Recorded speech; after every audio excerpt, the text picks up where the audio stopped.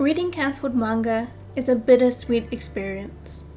We witness exciting tales unfold before our very eyes, but then suddenly get cut short due to unfortunate circumstances.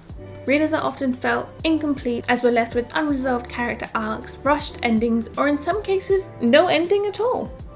On the flip side, it does draw communities together as they can discuss where the plot could have gone if it wasn't cancelled, as well as just generally celebrating what was achieved during a short period of time.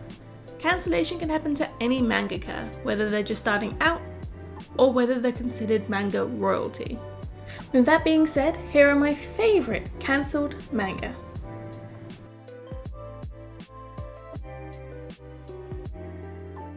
Hunter's Guild Red Hood is a 23-chapter manga written by Yuki Kawaguchi, the brilliant mind that brought us Muscle Exorcism and Otia the Flame.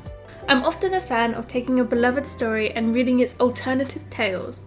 Red Riding Hood as a tale has been retold numerous times across different media, such as Hoodwinked, Fairy Tale Fights, and much more. In Hunter's Guild Red Hood, Red Riding Hood is not a helpless little child, but a shotgun-wielding muscle mummy that towers over the common man. Her name is Grim, a nice nod to the original stories. However, this story follows Velo, a young boy whose village is attacked, leading him to join the mysterious Hunters Guild under the guidance of the badass and enigmatic Grim. After Velo chooses to accept Grim's offer of becoming a werewolf destroyer, Velo then goes through a series of tests to prove himself in the Hunters Guild.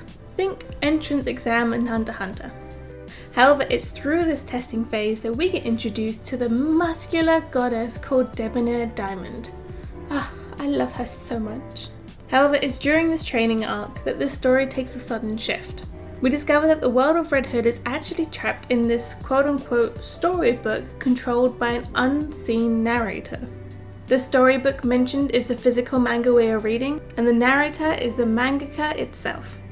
I'm very grateful that I've been able to collect all 3 English volumes, and extra brownie points for the spines looking so uniform in colour and style. Though I do wish Debonair or Grim were on the spine instead of Velu, but that's just my personal preference.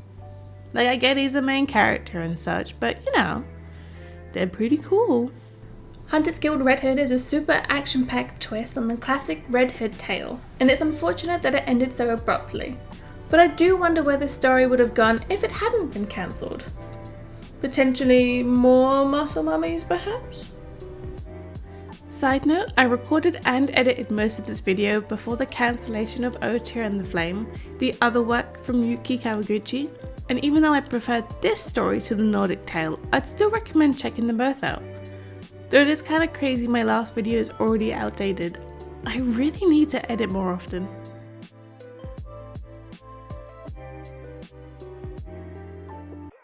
Ottoman Hero Husband is utterly superb. This 47 action superhero manga was illustrated by Shinosuke Kanazawa.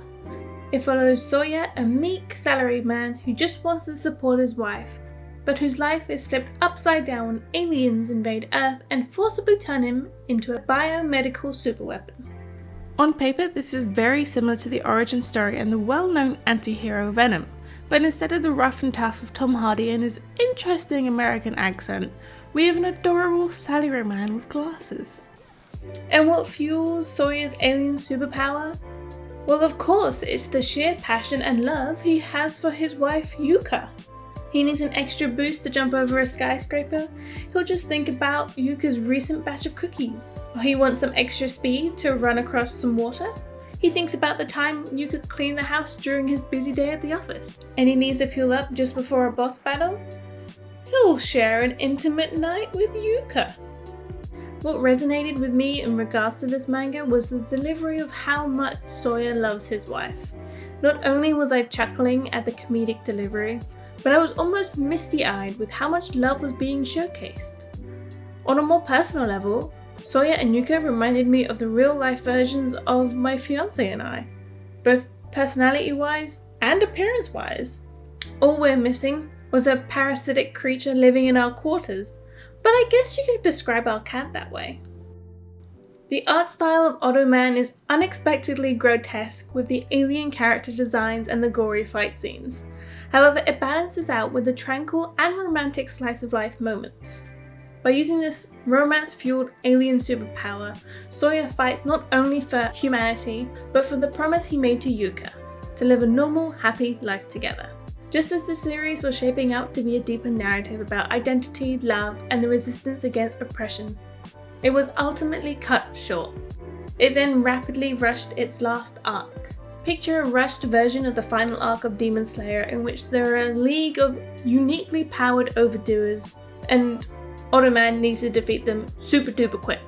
I reckon that if this series wasn't cancelled, it would easily be one of my 10 out of 10s, because I loved every step of this series.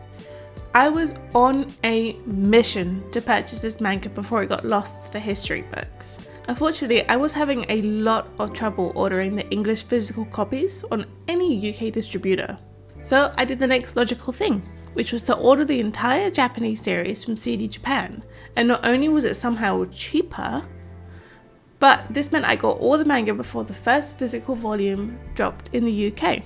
I mean, just look how stunningly striking these covers are.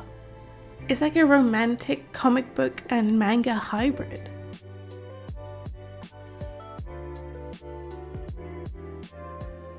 Snowmen are not frequently showcased in modern day media. We've basically got Olaf, Frosty, and Jack Frost. If it's not Christmas, then creative media just isn't interested in these adorable fluffy men. That is, until now. Between September 2022 and April 2023, Shinpei Watanabe popularized snowmen in manga with their series called Ginka Gluna. This 32-chapter fantasy adventure manga follows Ginka, an orphaned aspiring magician on a journey to unlock more of her magical potential. While on her adventure, she learns how to survive the harsh winters. She reads countless magical books and even builds a snowman to keep her company. Unbeknownst to her, this snowman then awakens into a power-wielding magician called Gluna. Imagine the carefree personality and the insane powers of Gojo, but instead in a plump figure made out of pillowy snow. Ginka then realizes that Gluna would make the perfect mentor for her magical potential. And at that moment, Ginka decides that Gluna must teach her the ways of magic. Together, they embark on local quests and try and discover the origin on how Gluna came to be. But much like every other shonen story, the plot unravels into something much larger than the characters expected. The duo face encounters that challenge both their friendship and courage. Reading this book took me back to witnessing the whimsical magic of Harry Potter for the first time, and seeing the sheer joy from characters as they produce spells and potions for the first time. And the Harry Potter parallels don't stop there. Initially, there's no overarching evil force, it's just magicians having fun with their magic and learning. However, as the characters develop and the world is built, then we start getting introduced to the evil forces. With the art style having a high level of clarity and contrast, it made it really easy reading this manga. There was no over-explanation of terminology, each character looked visually distinct, and overall the artwork felt so magical, I could almost feel the cold radiating off Gluna. Unfortunately, due to the series struggling to maintain a strong fan base, it was cut short, leaving a lot of plot unsolved across character origins and just general deep world lore. That being said, I absolutely adored what was written, so I've got my fingers crossed for an English physical release.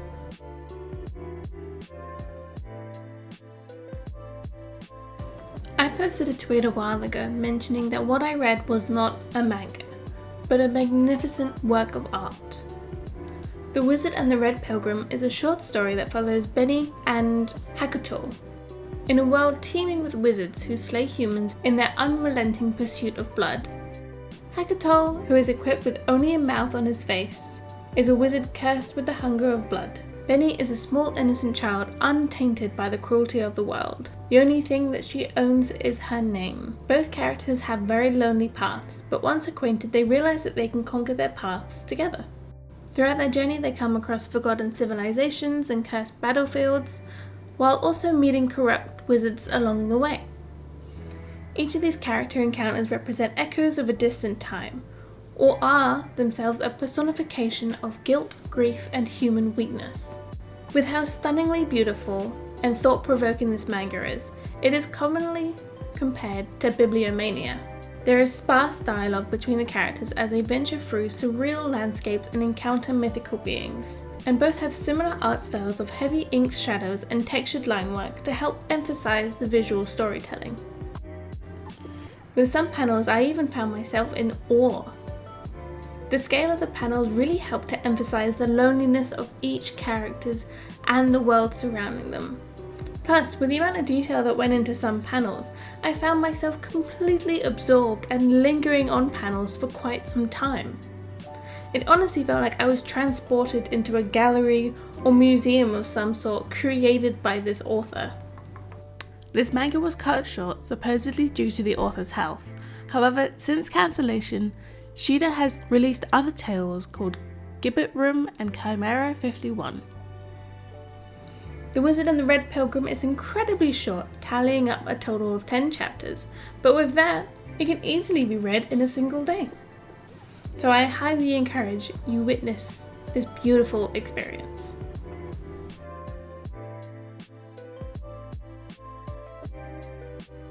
Though this may not be my personal favourite of all the manga listed thus far, I still find it incredibly valuable to highlight it as it came from a manga title with a previous pedigree pedestal. From the same author that brought us Hell's Paradise, we are now given a new supernatural shonen manga that's lifespan lasted under a year. This is Ayashimon. In this story we follow Kaido and Urara. Kaido's sole purpose is to become a manga protagonist. He reads a lot of manga and he likes to punch things. With this being his primary motivation, you can already tell that his personality is just as complex as Denji's. On the other side of the coin, we have Urara, a young-looking girl trying to escape the underground network of the Ayashimon and Yakuza. These two partner up and they fight their way through the brutal and mysterious world. Urara points at a new contender for Kaido to fight, and Kaido fights them. Urara uses Kaido like a mule, and uses him to climb her way back up the Yakuza ranks. And that's pretty much as complex as the story gets, with a few interesting characters and world building along the way. When the fights do kick off between Kaido and whoever annoyed Urara, expect some gruesome and action-packed visuals similar to Hell's Paradise. I personally love the amount of care put into the drawing of tattoos on each of the characters, both highlighting the beauty of ink while using it to give characters a whole new narrative layer. Speaking of visual fidelity, I am incredibly fond of the mangaka's art style as it feels like traditional Japanese artwork fused with Fujimoto. Yes, the character faces could do with a little bit more expression, but there is so much variety in the character design. Not to mention the coloured panels are so experimental and vibrant that sometimes it feels like a scene plucked straight out of the LED Night City in Cyberpunk 2077. The total chapter count for this manga is 25 chapters, and despite the length, I didn't find that the plot progressed as fast as it could have, especially when we compare this to Wizard and the Red Pilgrim. Wizard and the Red Pilgrim was able to deliver jaw-dropping panels and tell an entire journey despite being 10 chapters long. That being said, Ayashimon did slowly drip feed each Yakuza clan, preventing readers from getting overwhelmed with multiple characters from multiple clans. We never had the Charlie Day moment of just being utterly confused. It was also very unfortunate timing for this mangaka. Even though they were opening up the world of a Yakuza narrative, similar stories such as Goku Rakugai, Windbreaker, and Gachi Yakuda were turning a lot more heads. I mean, how could one argue against the beautiful goddess that is Tal? I mean, just look at her threatening yet stunning aura. I love it. Ayashimon is a super fascinating manga as it still reminds us that cancellation can happen to any mangaka, even one who has delivered one of the greatest shonen bangers over the last few years. And those have been my favourite cancelled manga. I hope you enjoyed this video, and I hope you got some great recommendations from this, or just took home some general interesting points. With that being said, I'm gonna head off and take 3 to 4 months to edit my next video. Alright, see you later. Bye!